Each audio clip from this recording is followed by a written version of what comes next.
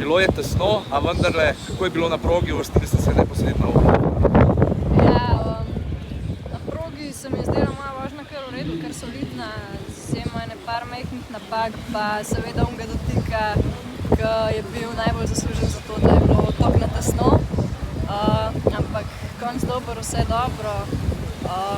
Zelo sem zadovoljna, da mi je uspelo prvo priti naprej, ker druga vožnja je ponavadi težja, bolj naporna in mentalno in sploh zdaj, ko sta dve zelo dobri tekmovalki padli ven, tako da upam, da bosta po drugi vožnji tudi Alja in Eva se kvalificirali naprej.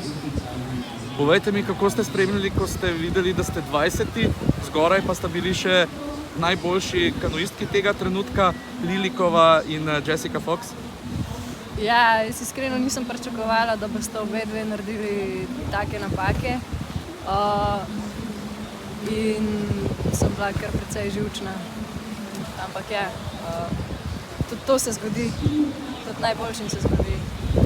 Zdaj pa kratka napoved. Pričakovanja v polfinalu, seveda, verjetno popoln napad.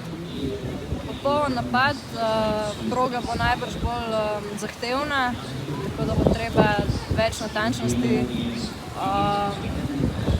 Ampak ja, se mi zdi, da če odpeljem vožnjo, kot sem sposobna, se mi zdi, da imam možnosti se uvrstiti do finale.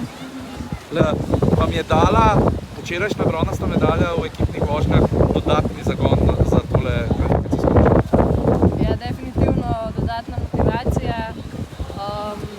Videli smo, da smo vse sposobne konkurirati najboljšim in se mi zdi, da je bila to kar dobra popotnica za posamične tekme. Pa še tole, v polfinalu se bo pa res začelo že gledati za teh 12 najboljših reprezentanc za olimpijske norme. Imate kaj v malih možganih tudi to misel? Jaz probam to čim bolj odmisliti in se samo osredotočiti na svoje vožnje. Kar je pa pol rezultat, pa razmišljam o tem. Super,